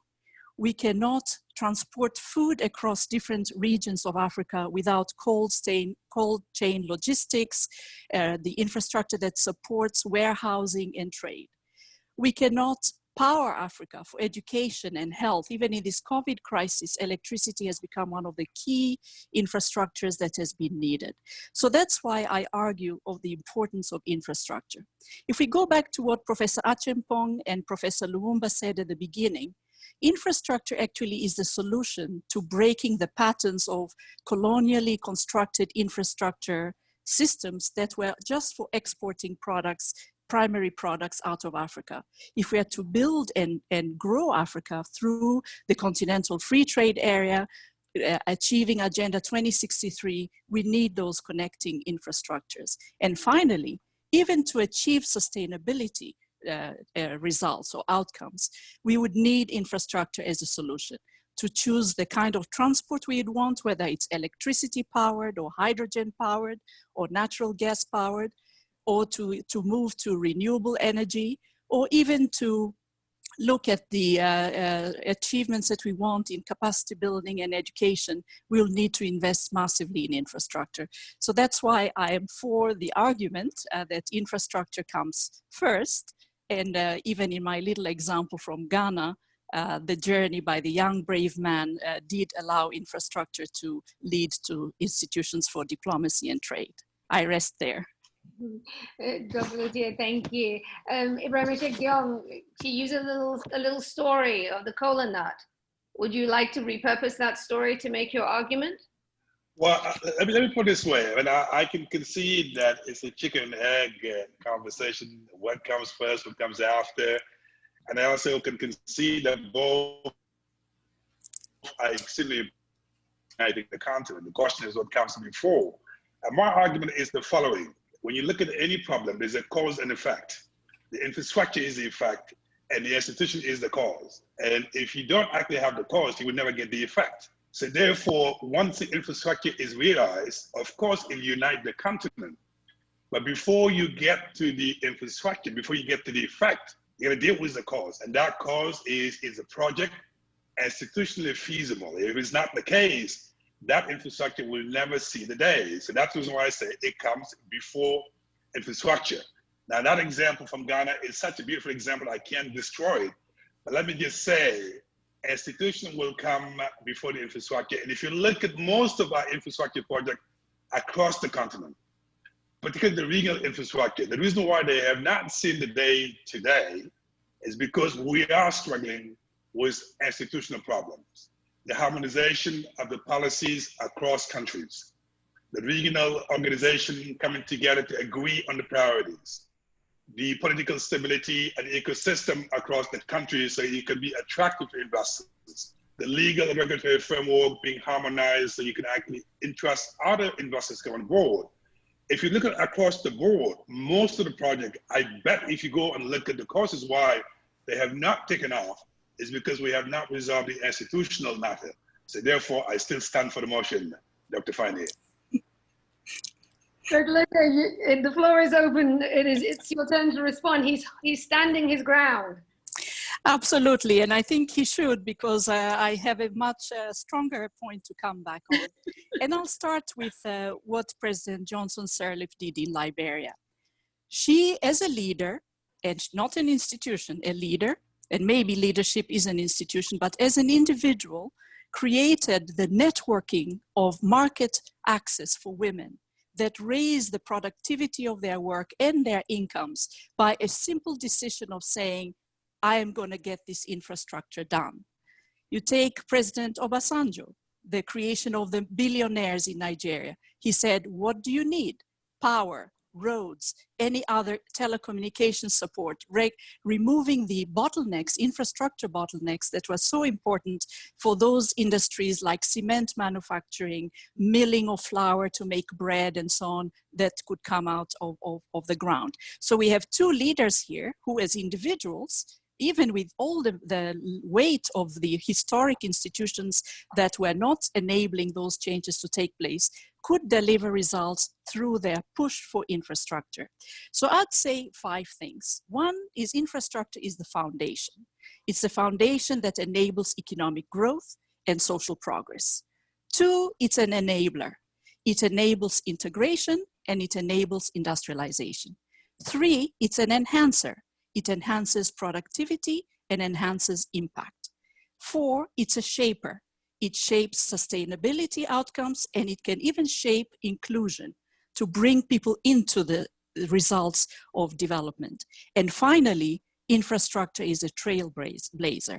It enables innovation and it enables creativity, which we heard was so important from the debate that just ended before ours. Okay, Dr. Letier, thank you. Ibrahim Diong, your response, she gave you 5 points there. Your closing argument. Well, my closing argument goes back to what I said earlier, Aisha, which is that if you're looking at, although they're very strong argument, Dr. Loche is very difficult to debate against her. And I warn you from the beginning that it's going to be quite challenging. And the points she made are very strong. But, and again, I go back to my example, which is that cause and effect. You cannot actually address a particular problem by focusing on the outcome. And the way I see the two, one is an outcome, infrastructure. The other one is an input. And that input happened to be institution. So therefore, institution to me matter, but I can give him the concession. They both matter, but one come before the other. That was so lame. You just completely folded there. Dr. Letier, to go to you for your closing argument. I mean, again, just to pick up on the point he made before, when we look at Africa and we look at the infrastructure projects that haven't gotten off the ground, as critical as they are for uniting the continent, their failure, if you were to dig deep, wouldn't they most often be because of institutional weaknesses? First, it is very difficult to debate this issue, and I really concede that point to my dear friend Ibrahima. But I think the reason I'm going to the extreme is because it will help us learn. So if you take the examples of failure, if you take procurement as one of the key areas where there was corruption, there were technical difficulties in making the right technological choices, there were issues around pricing that impacted the outcome of procurement. One country that has built a lot of infrastructure in a short period of time is China. And guess what China worked with when it had its first World Bank loan to build infrastructure? They said, help us with our procurement systems so that the improvement in the procurement can result in the good infrastructure. So the failure of institutions can be fixed by thinking about how you do it through a massive and complex infrastructure. We will not have Inga Dam without good institutions, but it is Inga Dam that is driving the need for those institutions, right? So to me, the chicken and egg is the infrastructure problem, and its complexity is what gives the foundation for these institutions to be born. Institutions of energy trade, institutions of sharing expertise across countries. I give the example of Rwanda. Very recently, because of the disruptions of global supply chains, fish from other parts of the world was not making it to the markets in Europe. Tanzania on Lake Victoria has a city called Mwanza, which has fish, fresh fish. And Rwanda and Tanzania came with a trade agreement. Rwanda flew into Mwanza, picked up fresh fish as cargo, flew them to Europe, thereby integrating Rwanda and Tanzania and Africa and Europe. And that act couldn't have been possible if we didn't have an international airport in Mwanza and if we didn't have an airline. So those infrastructure capabilities allowed the institutions of integration and trade to take place. So I think this is why I argue that what causes the reform of institutions is the need to solve the complexities of the infrastructure we desire for unity and integration. Interesting. Thank you for that, Dr. Lothier. Ibrahima Shektiong, so let's push it forward. How do we strengthen Africa's institutions? Well, I think by starting to just make sure that we all realize the opportunity I talked about earlier, it is in our common interest as a continent to make sure we don't look at our ports, we don't look at our railways from a national perspective, we're looking from a regional perspective, from a continental perspective. I think once we do that, then we can begin then to realize it's in our common interest as a continent, as a region, to make sure we develop this infrastructure for the benefit of all of us. And I reckon, as we look at some of these infrastructure opportunities and look at their feasibilities, let's look at both the institutional feasibility, but also the technical feasibility, and make sure they go hand in hand so that these projects are realized for the benefit of Africa, for the benefit of Africans as well. And that's how I see the way forward. Again, another concession to Dr. Fani by saying that let's pull institution and infrastructure all together at the same time. Thank you. Thank you for that, Ibrahima Shektiong. Dr. Lothier, final word to you. When it comes to infrastructure, and we know as we look around the continent how desperately needed it is to fully help us realize our potential, for us to be open, for us to attract more investment. How do we get there? How do we scale up infrastructure? How do we make the right deals on the continent that don't leave us worse off economically? I mean, how do we do better when it comes to building the right infrastructure that unites the continent? Thank you for that question, Aisha. I think, first of all, we need to make sure that the priorities we set, and here I'm talking about the early creation of an institution like NEPAD, which set up the priorities that Africa should follow for infrastructure investment. Let's stick to those priorities and get the financing around to meet those investments that are required to get that infrastructure off the ground. Secondly, let's bring together the public sector, private sector, and civil society to actually imagine, or imagineering is a good word for that, of the right type of infrastructure that we would need. And here I'm conceding to Ibrahima that in that case, the institutions are really critical for deciding how and what kind of infrastructure to build. And then finally, once we have the priorities and the type of infrastructure and the financing needs, to actually diligently through leadership, get it to happen. And I think those three things would allow us to have the type of infrastructure we need at the speed that we need to meet the Agenda 2063 goals.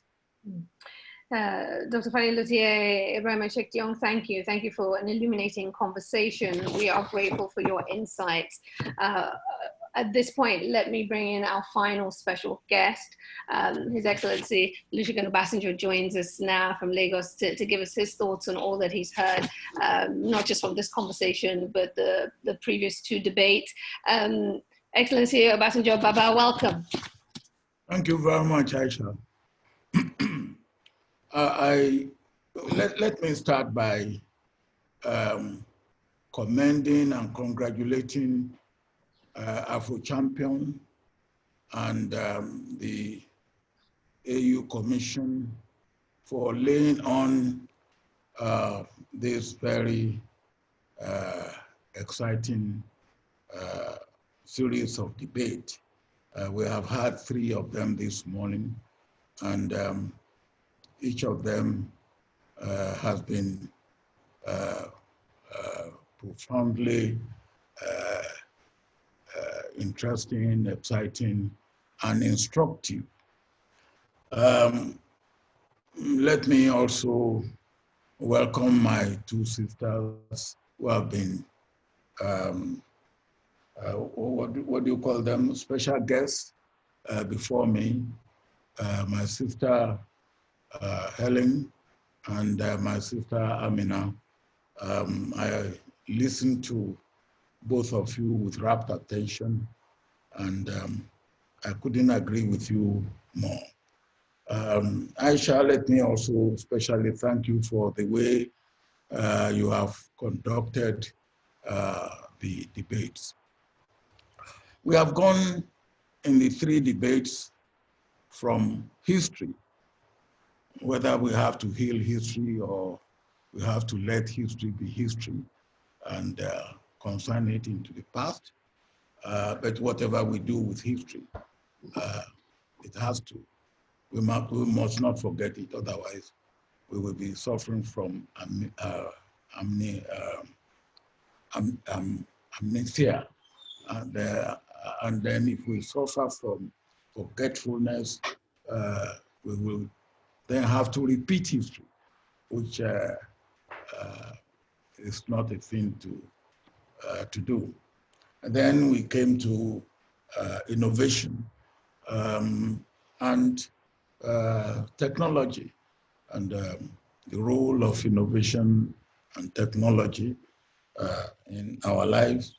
And I always say that if we cannot go to the moon in Africa, we have enough in innovation and technology that is relevant for us to be able to feed ourselves. At least that minimum we should be able to do, for us to be able to feed ourselves and for us to be able to create wealth from what God has given to us, particularly from our land and other natural resources. And we have the human resources to be able to do that. Now we come to the 3rd and final debate for today, which is institutions and infrastructure. And Ibrahima, I want to thank you for the opening. And you went back again a little bit into history. And you took the issue of the collapse of airlines. And that's very interesting. And it brings me to the point that what I call the linking pin, whether we talk of institutions or we talk of infrastructure, for me, the linking pin is leadership. And we don't seem, I think it's only Franny who mentioned the word leadership once in her presentation. Brahima, you didn't even mention the word leadership at all, or unless, of course, I didn't hear you well. And that to me is very, very important. Now, what is our objective? Our objective is the welfare, the well-being of all of us on the continent of Africa. Now, our leadership from pre-independence till today have not really been idle. They have gone into something. I think it was Pierre Lumumba who went through the Abuja Treaty, the Lagos Plan of Action, the Maputo this, and all that. And they are all there. And then you come to the most recent ones, NEPAD and APRM and the Agenda 2063. But one thing that is common in all this is that we have policies or we have programs. And I think it's, one of you mentioned it, that our problem is not in terms of having plans and policies and programs. Our problem is in execution. And that is the problem of leadership. Our problem is in execution. And that is the problem of leadership. For me, we have to have both going together, institutions and infrastructure. And I think it's Ibrahima who, no, it's Franny who talks of chicken and egg. You know, they go together.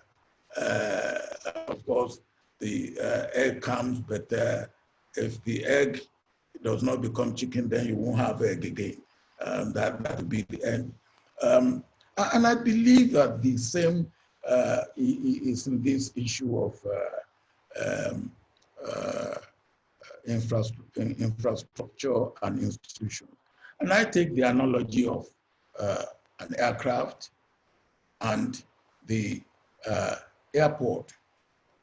You cannot move by from A to B without, of course, having the,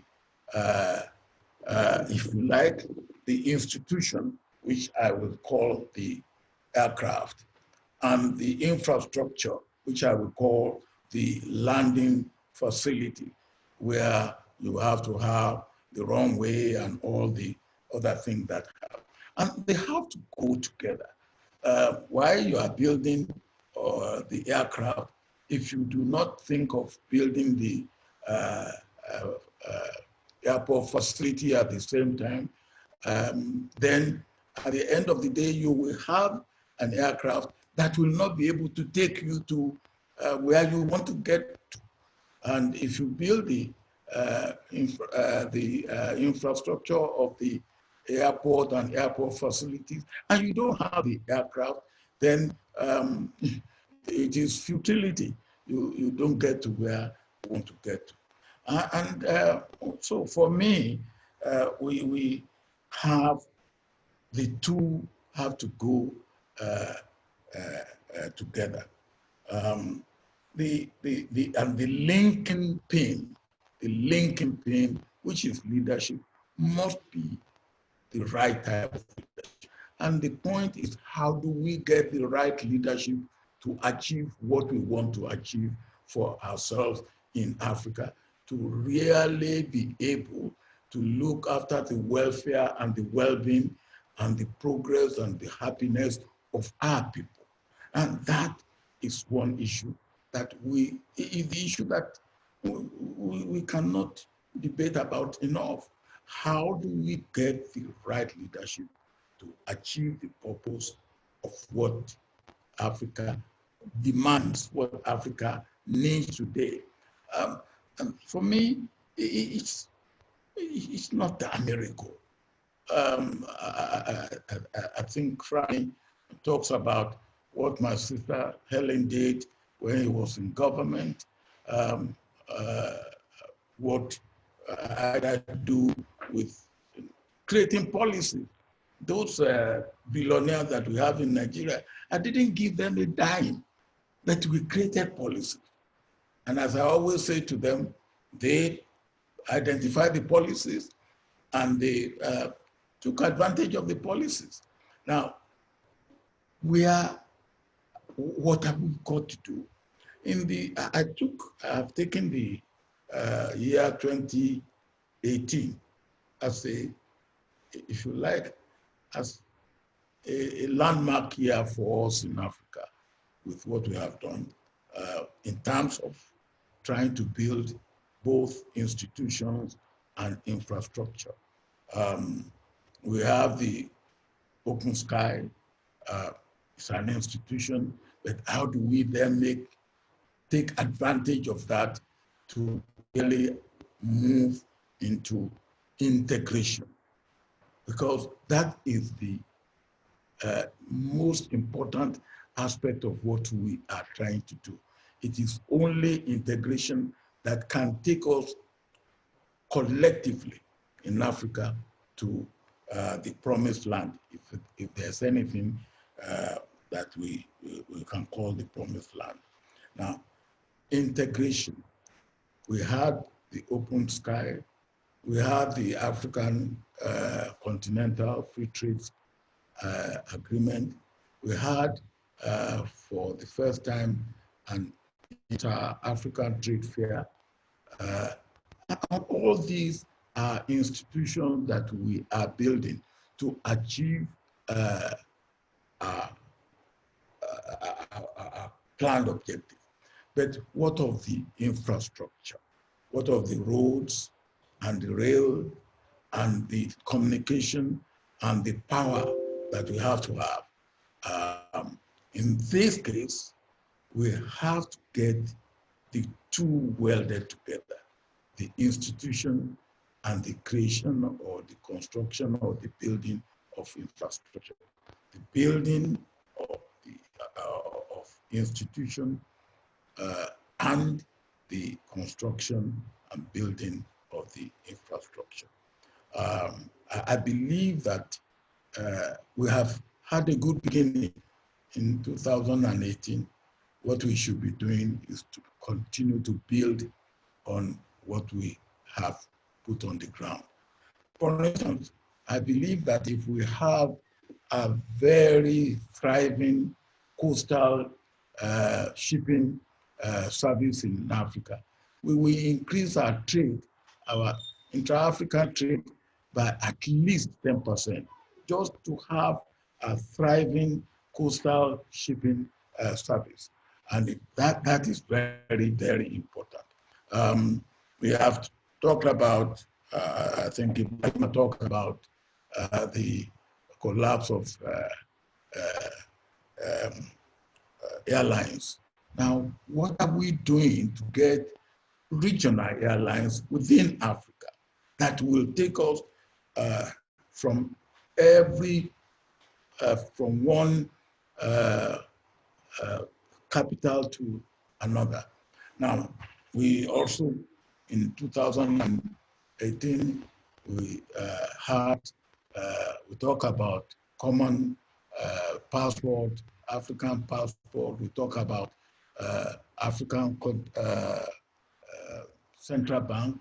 But one thing as an institution or a means of moving us forward that we still have to find solutions for is how do we pay for trade between African countries. We have to now go for dollars. We have to buy dollars. We have to go for foreign exchange. Now, if I have my money and I want to buy something from Ghana, why should I be looking? Why shouldn't I be able to pay into a bank in Nigeria and then get whatever I want to get in Ghana? I believe the Afreximbank and the Africa Development Bank and our central banks should put their heads together and give us a solution to this. One form of infrastructure, or whatever you will call it, that will really make in African trade very interesting and very exciting and much easier to carry out than what we are doing now. So for me, like Franny said, it's chicken and egg. We have to get them together. And I will agree with Ibrahima that yes, some things we have done in the past and they fail. We fail in them. It gave the collapse of the airline. Now it is a matter of leadership. Our leader did not understand how these things work in the larger world until it collapses. And then we find, because the aircraft, Air Afrique, Nigeria Airways, all of them collapse about the same time. And except for the Ethiopian Airways today, there's really no African airline that you can write home about. Now, that is something that should engage our attention. Thank you very much for this opportunity. And I hope that the lesson from all this will move Africa forward. Thank you. Excellency, it is always a pleasure to hear from you. Thank you so much for sharing your thoughts. I'm aware of the time, but I do want to work in some audience questions. I want to say thank you for everyone who's been writing in. You have been very appreciative of the conversation, and I want to say thank you on behalf of Afrochampions and the African Union. But to get to a few questions, excuse me, before I do that, I do want to say to our speakers, one last request of you, and it may be a miracle, but I'm asking all of you to keep your answers to these questions for about a minute to 90 seconds, so that I can work in as many questions as possible. I know it's a big ask for such learned people as yourself, but I'm counting on you here. So let me get to the first question that I'd like to put to you. And Professor Lumumba, if I could bring you in to see what you make of this. This question from Desmond Natomi says, I'd like to hear more on the role of youth in helping to support this agenda. How will unity happen when it's not only women that do not get into such spaces, but youth with the will to drive change and willingness to influence and drive change? So the importance of youth as we move forward in Africa to drive change. Your thoughts?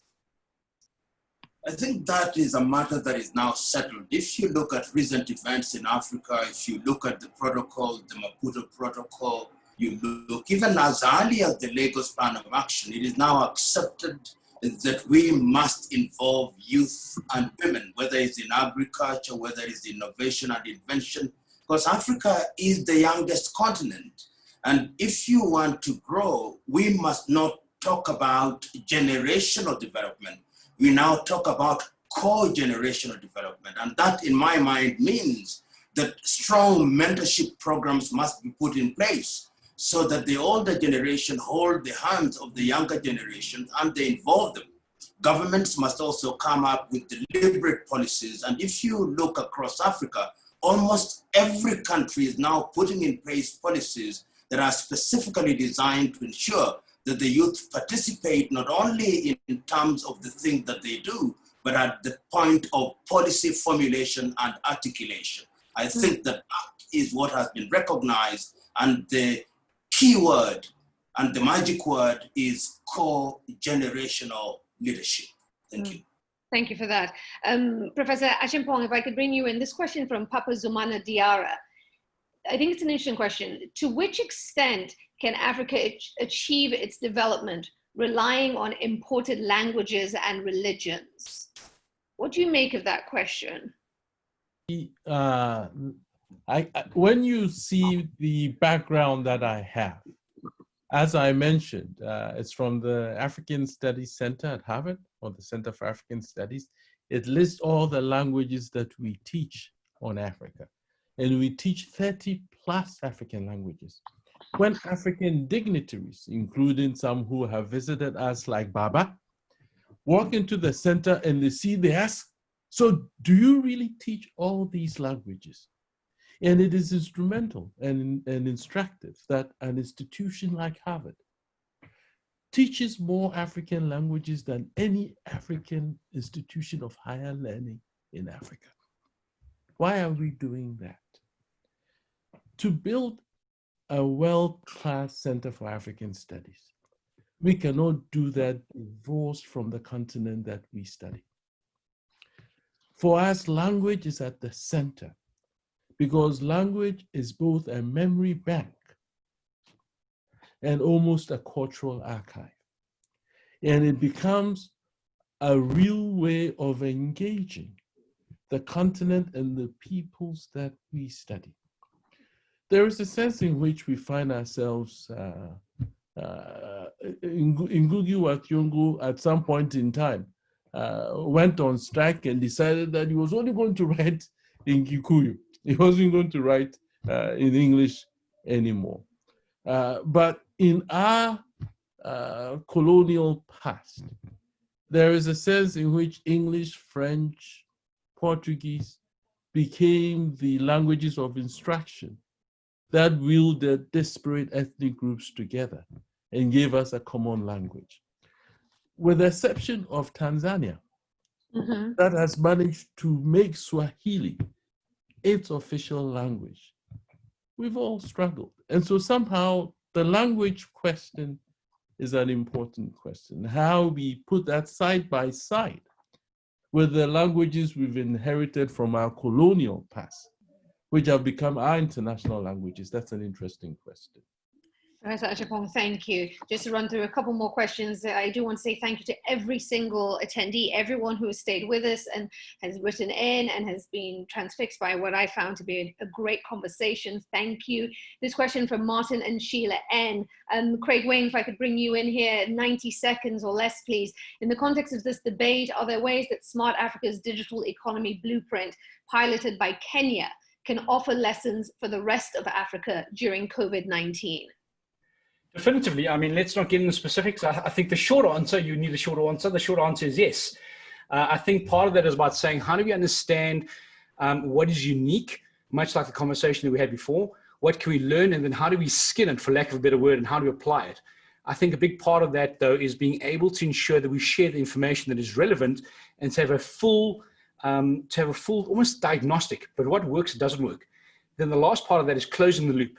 So I think there's a great piece around customization, understanding, but how do you close the loop to then share learnings back across the board? So thank you, Martin and Sheila, whoever sent that message. Thank you for that.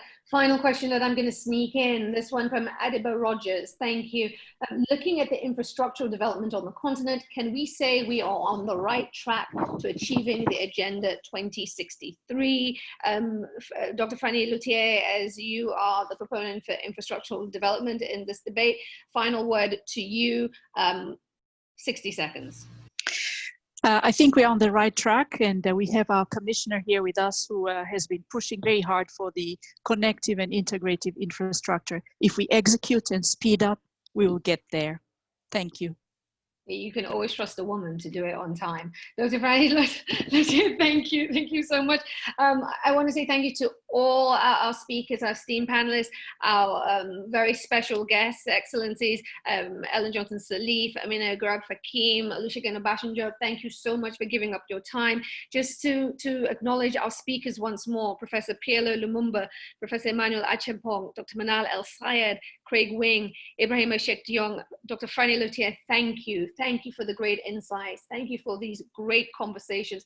I just want to say, I don't know if you've been following along, but the chat is full full of compliments for your insights and for all that you have shared today. I want to commend you for a wonderful event. I also want to say thank you to the African Union, to Afrochampions, as we bring this event to a close.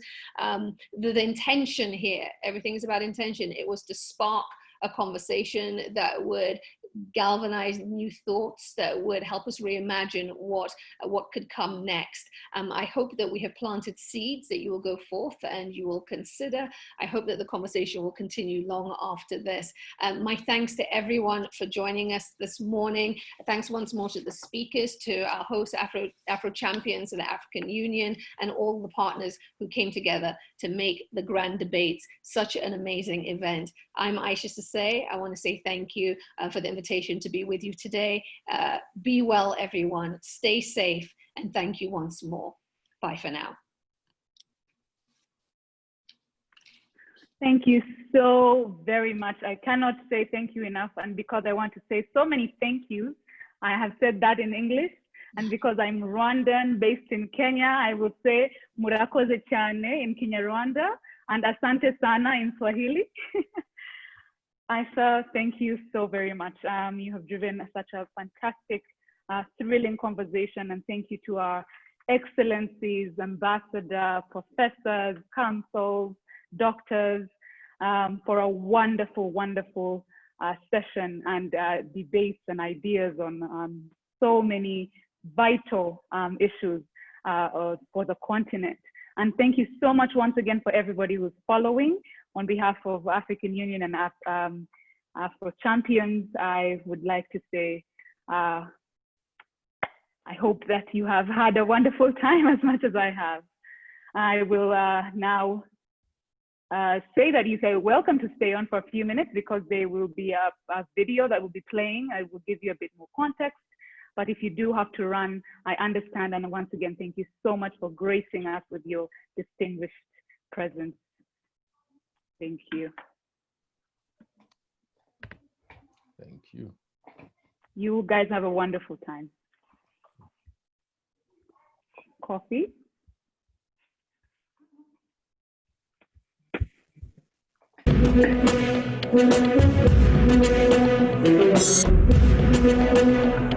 Think about it. If there is no political stability, if the business environment is not right, if the regional institutions are not right, if we're not getting the administrative right as well, if the governance is not in place, that corridor will never see the day. We know that COVID-19 disrupted the healthcare systems everywhere, but also it offers a unique opportunity not only for Egypt, but also for the whole continent, for capacity building of the healthcare systems, capacity building of technology platforms, and improving awareness with strict infection control measures that could impact many communicable diseases in Africa. This is the time for Africa to do rather than to talk. And even if she talk, because talk she must wed her words with her deeds. This very debate we're having today, with many of us, including me, in various degrees of lockdown and confinement, would not have been possible without strategic investments in infrastructure. Today, Africans and non-Africans continue to learn about Africa through novels, music, and art. Young Africans express their identity and find careers in the creative arts. The only way to not only compete but to win is by opening up our borders, by allowing others to be part of our Africanness and to grow what we have internally.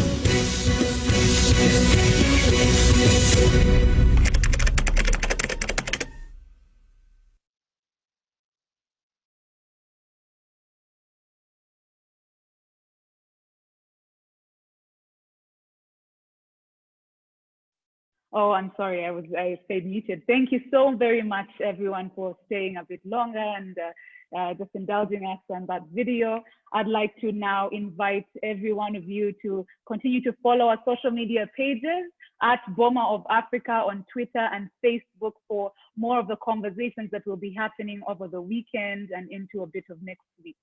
And I guess it's see you tomorrow for now.